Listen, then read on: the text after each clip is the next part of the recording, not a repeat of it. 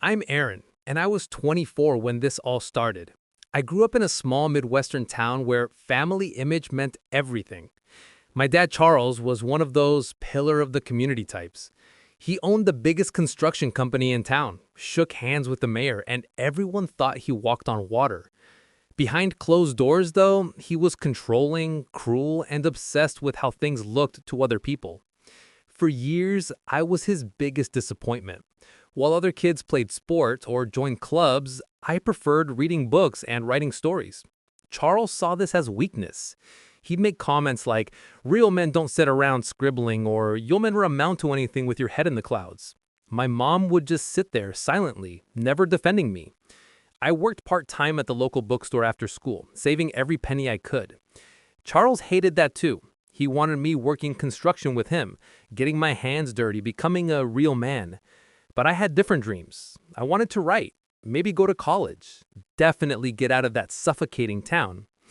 This is how I went from being the family disappointment to the one who ended him completely. The moment that changed everything happened at my cousin Jake's wedding reception. The whole family was there, dressed in their finest clothes, pretending to be the perfect American family.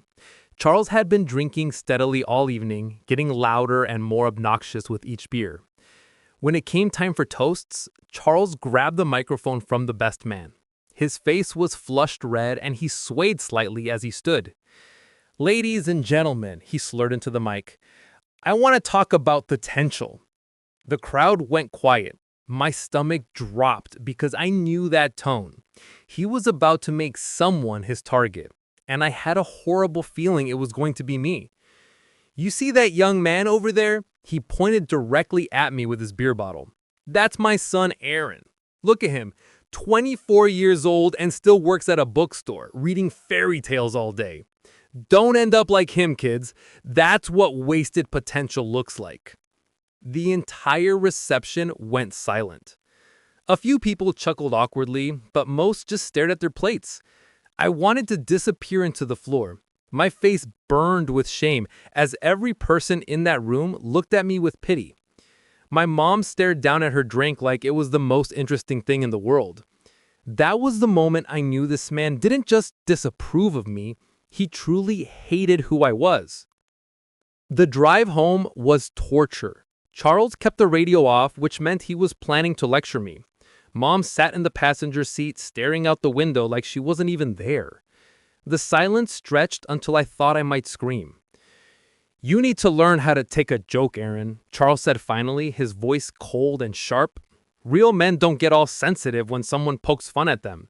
Maybe if you had thicker skin, people would respect you more." I wanted to tell him it wasn't a joke. I wanted to scream that humiliating your child in front of 50 people wasn't funny. But I knew from experience that fighting back would only make things worse. "Your problem is you're too soft," he continued, warming up to his favorite topic. "The world's going to eat you alive if you don't toughen up. Look at your cousin Jake. He's got a real job, a real future. What do you have? Books and daydreams?" Mom never said a word. Not one single word in my defense. That silence told me everything I needed to know about where I stood in this family. I was completely on my own, and I always had been. The rest of the ride home, I stared out the window and made a decision that would change both of our lives forever. That night, I lay in my childhood bedroom staring at the ceiling. The same ceiling I'd been looking at for 24 years, with the same water stain in the corner that looked like a dragon if you squinted. My room still had the same Superman posters from when I was 12, the same desk where I'd written countless stories that Charles called worthless scribblings. I was done. Done being the family punchline. Done being the scapegoat for Charles's anger and disappointment. Done pretending that this toxic environment was normal or acceptable. I started making plans. I had about $3,000 saved from my bookstore job. It wasn't much, but it was enough to get me started somewhere else. I knew a guy named Mike who'd moved to Chicago and said I could crash on his couch if I ever needed to escape. The decision felt scary and liberating at the same time. I'd never lived anywhere but this town. I'd never been more than a few hours away from home. But staying here was slowly killing my soul piece by piece. I didn't care if I had to sleep on park benches. I didn't care if I had to eat ramen noodles for months. Anything was better than one more day of Charles's psychological torture. I was leaving and I was never coming back. The next morning, Charles sat at the kitchen table reading his newspaper like nothing had happened. He was dressed in his usual work clothes, steel-toed boots propped up on the chair beside him. Mom was making him breakfast, moving quietly around the kitchen like a ghost. I took a deep breath and walked into the kitchen. "I'm moving out," I said, my voice steadier than I felt. Charles didn't even look up from his paper at first. Then he slowly lowered it, revealing that familiar smirk that meant he thought I was being ridiculous. "Moving out to where exactly? You can't afford an apartment on bookstore wages." "Chicago," I said simply. Now he laughed out loud, a harsh sound that filled the kitchen. "Chicago? What are you going to do in Chicago? You don't know anyone there. You don't have any real skills. You'll be back here in a month, begging me to take you in." I grabbed my keys from the counter and headed for the door. As I reached for the handle, I heard him call out behind me. "Good luck surviving without me, son. You're gonna need it." I didn't answer. I didn't turn around. I just walked out that door and got in my beat-up Honda Civic. As I drove away, I saw him standing in the doorway, still smirking like he'd won some kind of victory. He had no idea he just lost his son forever. Just before you continue to watch, please subscribe to this channel and like this video. It would encourage and help us keep creating amazing content for you. Alright, back to the story. Mike's couch in Chicago wasn't much to look at, but it felt like freedom. His apartment was tiny, barely bigger than my bedroom back home, but it was mine to share without judgment or constant criticism. For the first time in years, I could breathe. I found work at a small cafe and bookstore called The Page Turner on the north side. The pay was terrible, but the owner, Sarah, was kind and let me read during slow periods. She even encouraged my writing, something that had never happened at home. Months passed without a single call from Charles. Part of me had hoped he might reach out, maybe even apologize for that awful night at the wedding. But deep down, I knew better. Charles didn't apologize, he doubled down. Mom texted me occasionally, asking how I was doing and if I needed anything. I could tell she missed me, but she never asked me to come home. She knew as well as I did that Charles and I were like oil and water. I started writing more seriously, working on a novel about a young man escaping a toxic family. It was therapeutic, getting all those years of pain and frustration onto paper. For the first time in my life, I felt like I was becoming the person I was meant to be. I thought that was the end of our story. I was wrong. 6 months after I left, my phone buzzed with a familiar number. Charles. My finger hovered over the decline button, but curiosity got the better of me. I answered. "Your cousin's engagement party is next weekend," he said, without any greeting or small talk. His voice was flat, businesslike. "Be there." I almost laughed.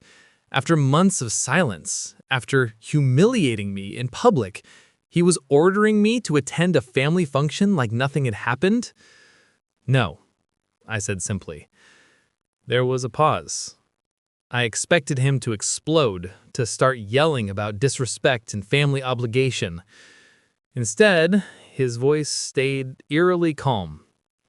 "I see," he said quietly. "We'll see about that." Then, he hung up. That calm response scared me more than any screaming match ever could. Charles was many things, but he was never quiet when he was angry. Something was different about his voice, something that made my stomach clench with worry.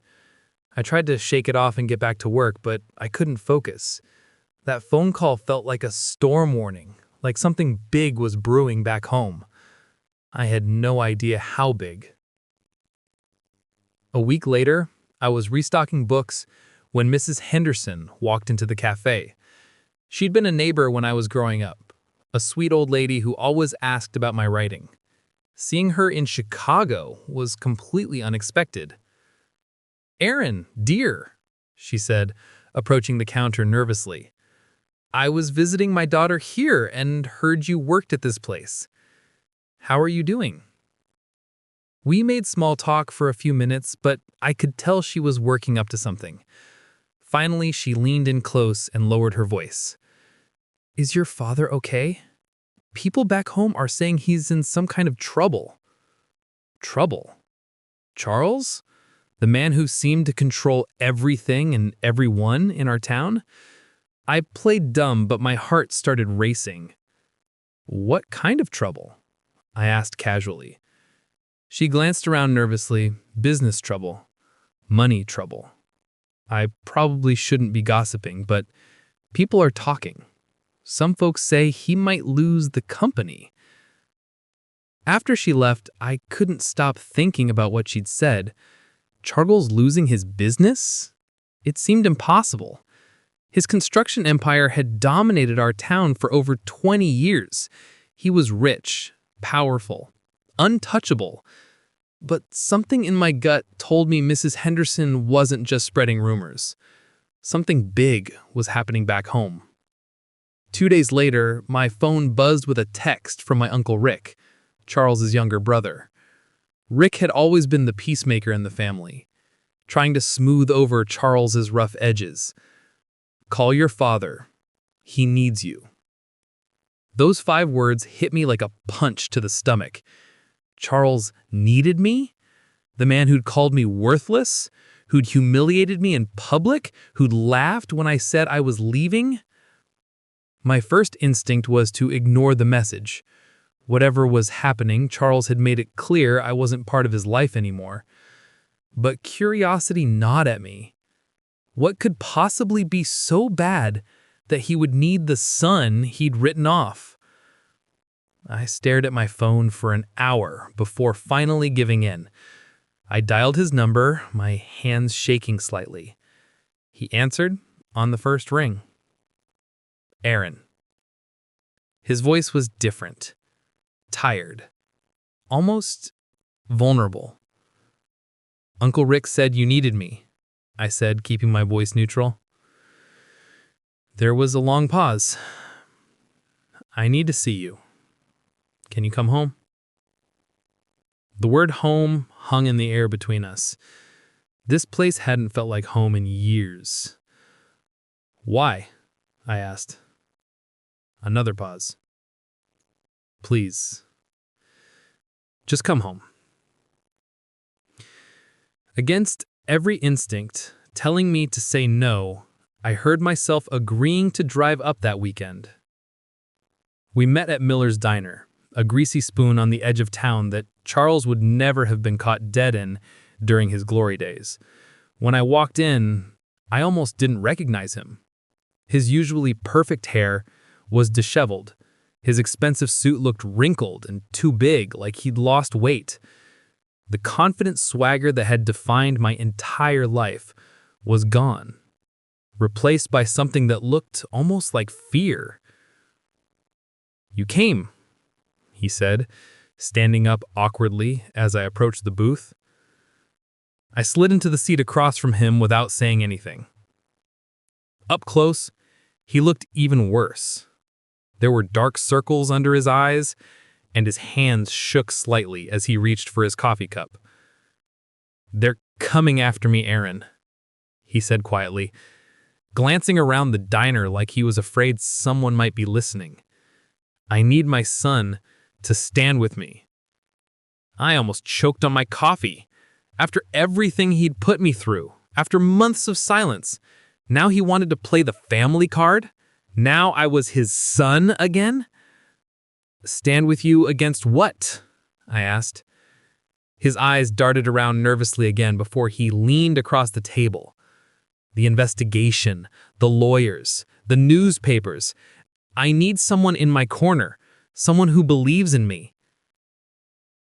For the first time in my life, Charles looked small. Over the next hour, the whole ugly truth came spilling out.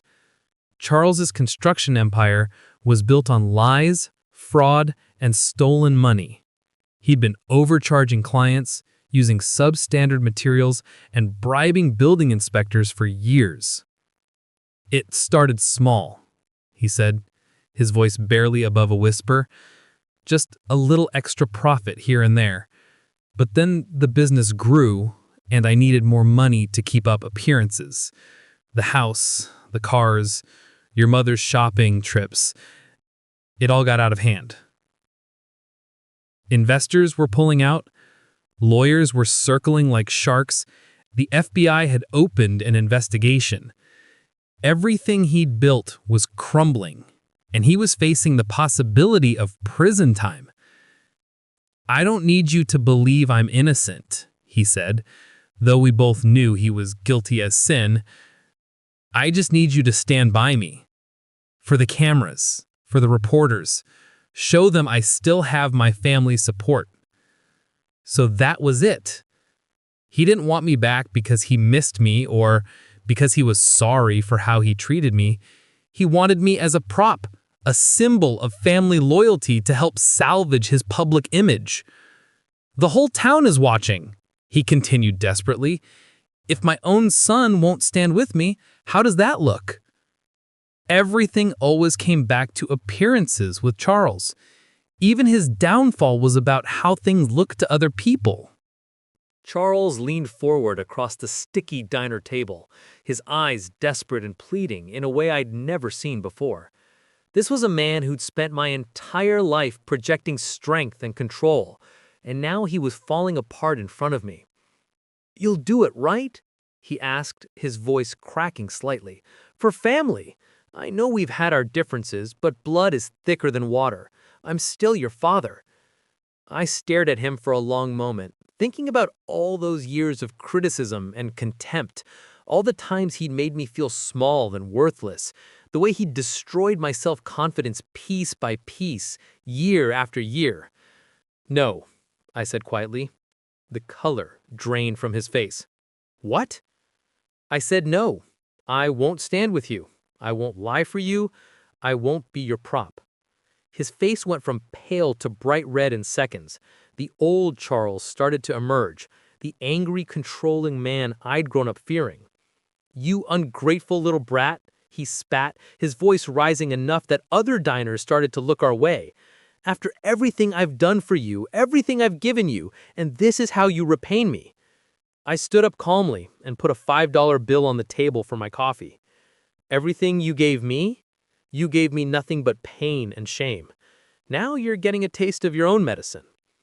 I walked out of that diner and left him sitting there alone, just like he'd left me feeling alone my entire childhood. Within 3 days of our diner meeting, my phone was blowing up. Aunts, uncles, cousins, family friends, everyone was calling to tell me what a terrible son I was for abandoning my father in his hour of need. "How could you turn your back on family like that?" Aunt Linda demanded during one particularly nasty phone call. "Your father is struggling, and instead of helping him, you're being selfish and vindictive. He raised you and put food on your table for 18 years. The least you can do is show some loyalty when he needs you most." It was classic Charles manipulation. He'd spun the story to make himself look like the victim and me like the heartless son who'd abandoned his suffering father. He conveniently left out the part where he'd spent years emotionally abusing me and publicly humiliating me. Some relatives bought his story completely. Others seemed to have their doubts, but felt obligated to support him anyway. A few of the younger cousins reached out privately to tell me they understood why I'd left, but they were too afraid to say anything publicly. The family pressure was intense, but I'd been living without their approval for months now. I wasn't about to cave just because they were finally noticing I existed. Charles had made his choice when he decided to destroy me in public. Now he could face the consequences alone. Here's where karma decided to step in and lend me a hand. My friend Jake from high school worked as a clerk at Morrison & Associates, the law firm handling one of the civil cases against Charles. We'd kept in touch over the years, and he knew about my complicated relationship with my father. One evening, Jake called me sounding nervous and excited at the same time. "Aaron, you need to know something about your father's situation. Can you meet me tonight?" We met at a bar on the outskirts of town, away from prying eyes and gossiping tongues. Jake slid a manila folder across the table to me. "I could get fired for this," he said quietly, "but I thought you should know what kind of man your father really is." Inside the folder were documents that made my stomach turn. Evidence of fraud dating back over a decade. Falsified building reports. Payoffs to city officials. Contracts with material suppliers that were never fulfilled. Charles had been stealing from his clients and the city for years. But the worst part was a series of emails between Charles and his business partner discussing their problem employees, workers who asked too many questions or threatened to report safety violations. Several of these workers had been quietly fired or blacklisted from other jobs in town. My father wasn't just a fraud. He was a bully who destroyed people's livelihoods to protect his secrets. I spent 3 sleepless nights staring at those documents, wrestling with what to do. Part of me wanted to just throw them away and pretend I'd never seen them. Despite everything Charles had done to me, he was still my father. But another part thought about all those workers who'd lost their jobs for trying to do the right thing. I thought about the families who'd been overcharged for shoddy construction work. I thought about the taxpayers who'd been robbed blind while Charles lived in his mansion and drove his luxury cars. Most of all, I thought about what Charles had said to me that night. I need my son to stand with me. He wanted me to be his shield, to help protect him from the consequences of his actions. Instead, I realized I could be something else entirely. I could be the sword that finally brought him down. The decision wasn't about revenge, though I won't lie and say that wasn't part of it. It was about justice. Charles had hurt too many people for too long, and someone needed to make sure he couldn't hurt anyone else. I made copies of the most damaging documents and started researching local journalists who might be interested in the story.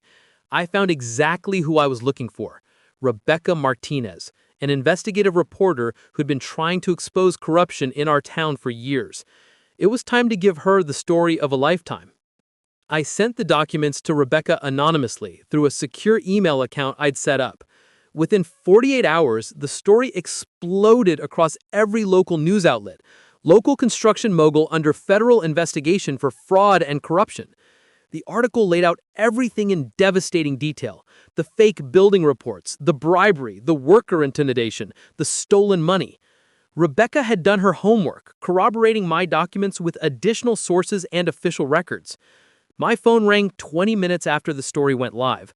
Charles's number flashed on the screen. "Someone leaked confidential information to the press," he said. "Someone with access to internal documents. I'm going to find out who did this, and when I do, they're going to pay." I muted the phone and actually laughed out loud. After 24 years of being afraid of Charles's anger, hearing him threaten people from a position of weakness was almost funny. "Are you listening to me?" he shouted. "Whoever did this is going to regret it for the rest of their miserable life." I unmuted the phone just long enough to say, "Good luck with that," and then hung up. For the first time in our relationship, I had all the power, and he was the one scrambling to survive. 3 nights later, I was in my Chicago apartment writing when someone started pounding on my door. Heavy, aggressive knocking that made my neighbor's dog start barking. "Aaron, open this damn door! I know you're in there!" It was Charles. Somehow he tracked me down and driven all the way to Chicago. The pounding continued for several minutes, accompanied by shouting and cursing that grew louder and more unhinged. "You think you can hide from me? You think you can destroy your own father and just disappear?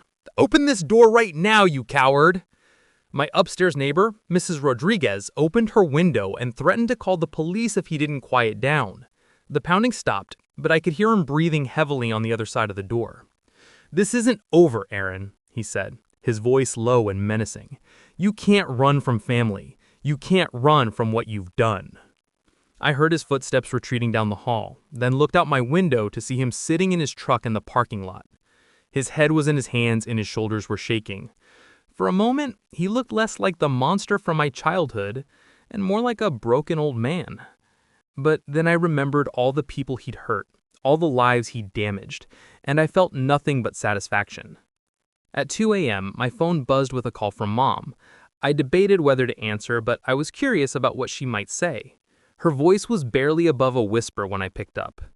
"He knows it was you," she said, without any greeting. I didn't deny it. There was no point. How did he figure it out? He went through your room after you left, found some old notebooks where you'd written about wanting to expose corruption and injustice. He put two and two together after the newspaper story came out." We sat in silence for a moment. Then she continued, her voice cracking. "They're going to destroy him, Aaron. The FBI, the lawyers, the newspapers. He's going to lose everything." "Good," I said simply. "How can you say that? He's your father." "He stopped being my father the day he decided to humiliate me in front of 50 people for his own entertainment. He stopped being my father when he chose his pride over his son." Mom started crying. "But we're family. Family is supposed to forgive each other, supposed to stand together when things get hard."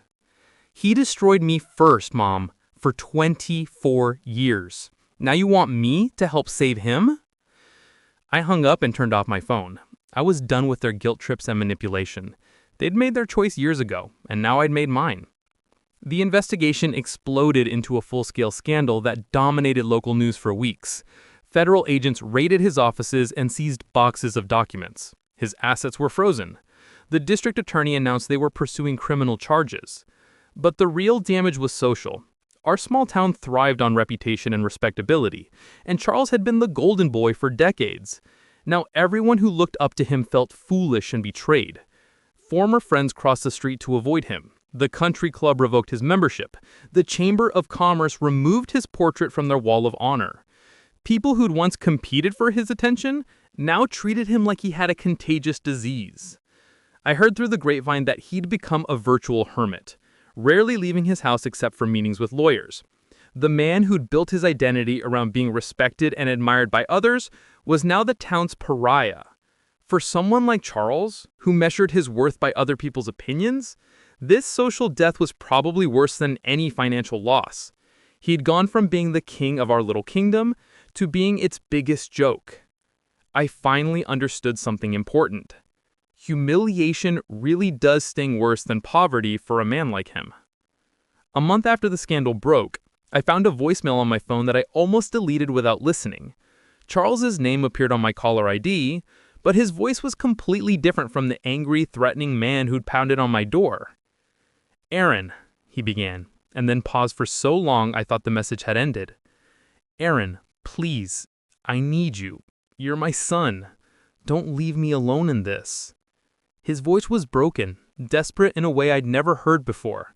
Gone was the commanding tone that had terrorized me throughout my childhood. This was the voice of a defeated man begging for help. "I know I wasn't perfect. I know I made mistakes with you. But you're all I have left. Everyone else has abandoned me. Please don't abandon me too." The message continued for another minute, with Charles alternately pleading and trying to justify his past behavior. He claimed he'd only been trying to toughen me up, to prepare me for the real world. He said he'd always loved me, even if he had trouble showing it. I played the message twice, waiting to feel something. Sympathy, maybe, or sadness for the man that raised me, however badly. Instead, I felt nothing but cold satisfaction. I hit delete and went back to my writing. By winter, Charles had become completely isolated. The few family members who'd initially supported him gradually distanced themselves as more details of his crimes came to light. Even Mom started spending time at her sister's house, claiming she needed space to process everything. Uncle Rick, who'd always been Charles's biggest defender, stopped returning his calls after the FBI started investigating their family business connections. Cousins who'd grown up idolizing Charles now pretended they'd never been close to him. The social funeral was complete. He'd gone from being the center of our extended family to being a ghost that everyone pretended didn't exist. Holiday invitations stopped coming. Phone calls went unanswered. Even his longtime business associates acted like they'd never known him. I heard through the grapevine that he spent most of his time alone in his big empty house, pacing the halls and muttering to himself. The king had lost his kingdom, and he couldn't understand how it all fallen apart so quickly. One afternoon in early December, I was working at the cafe when Mom walked in. She looked older than when I'd seen her last, with new lines around her eyes and gray streaks in her hair that she'd stopped bothering to color. "We need to talk," she said quietly, taking a seat at one of the small tables. I got us both coffee and sat down across from her. She looked exhausted, like she hadn't been sleeping well for months. "He's sick, Aaron," she said without preamble. "The stress, the shame, everything that's happened, it's destroying him physically. He's lost 40 pounds. He barely sleeps.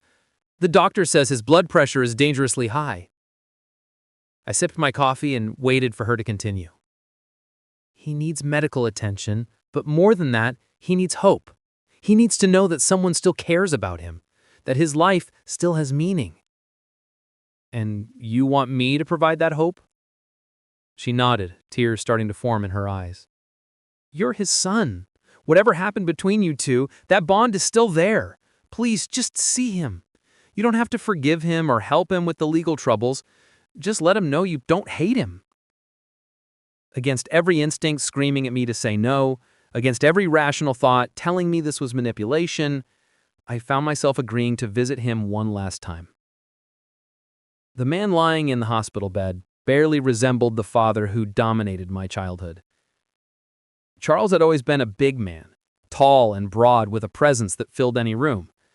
This person was skeletal, his skin gray and papery, connected to machines that beeped and hummed constantly. "You came," he whispered when I walked in, his voice so quiet I had to lean forward to hear him. I stood at the foot of his bed with my arms crossed, not moving any closer. Part of me felt shocked at how far he'd fallen, but another part remembered every cruel word, every moment of humiliation he'd put me through. "Mom said you wanted to see me." He struggled to sit up slightly, wincing with pain.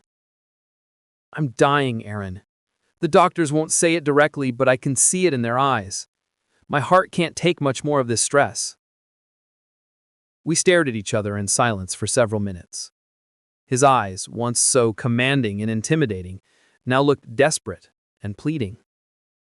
"I'm sorry," he finally said, "for everything, for the way I treated you, for not being the father you deserved.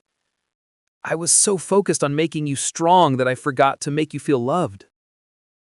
The apology hung in the air between us, 24 years too late. Charles's hand trembled as he reached out toward me, his fingers weak and unsteady. "Son, please, stand by me. Just once. For family. I know I don't deserve it, but I'm begging you." I looked down at this broken man who'd once seemed so powerful and untouchable. Memories flooded through my mind, not just the bad ones, but fleeting moments of childhood when he'd seemed almost human. Teaching me to ride a bike. Taking me fishing that one summer. Reading me bedtime stories when I was very young, before he decided that books were a waste of time. But then I remembered that wedding reception. I remembered his voice booming through the microphone. "Don't end up like him, wasted potential." I remembered the laughter from the crowd, the burning shame that had consumed me, the feeling of being utterly alone while surrounded by family. I remembered every criticism, every put-down, every moment he'd made me feel small and worthless. 24 years of psychological abuse designed to break my spirit and crush my dreams. "You want me to stand by you?" I said quietly, leaning closer to his bed. He nodded, eagerly, hope flickering in his eyes for the first time since I'd walked in. "The way you stood by me when I needed you? The way you supported my dreams and encouraged my talents?" His face began to crumble as he realized where this was going. I looked directly into Charles's eyes, making sure he could see my face clearly, and then I did something I'd never done before in our relationship. I laughed. Not loud or cruel, but a quiet, satisfied chuckle that said everything I'd been holding back for years. His face collapsed like a building falling in on itself. "Why?" he whispered, genuine confusion mixing with his pain. I leaned in close enough that only he could hear me, speaking in the same quiet, measured tone he'd used to deliver his cruelest criticisms throughout my childhood. "Because now you know how it feels," I said simply. "To be abandoned by the person who's supposed to love you unconditionally. To be rejected when you're at your lowest point. To realize that you're completely alone in the world." His eyes filled with tears and his breathing became more labored. The machines around his bed started beeping faster. I spent 24 years trying to earn your approval, trying to make me proud of me. All I wanted was for my father to love me as I was. Instead, you made me my target, my disappointment, my biggest failure. I straightened up and looked down at him one last time. You taught me that family loyalty has to be earned. Congratulations, Dad. You earned this. I turned and walked toward the door, leaving him alone with his machines and his regrets. I walked out of that hospital feeling lighter than I'd felt in my entire life. The weight of 24 years of resentment, anger, and hurt lifted off my shoulders like a physical burden I'd been carrying without realizing it. For so many years, Charles had held power over me through shame, control, and the desperate need for his approval that every child has for their parent. I spent my teenage years trying to become the son he wanted, then my early 20s running away from his influence while still carrying his voice in my head. But the day I laughed at his final plea, something fundamental shifted.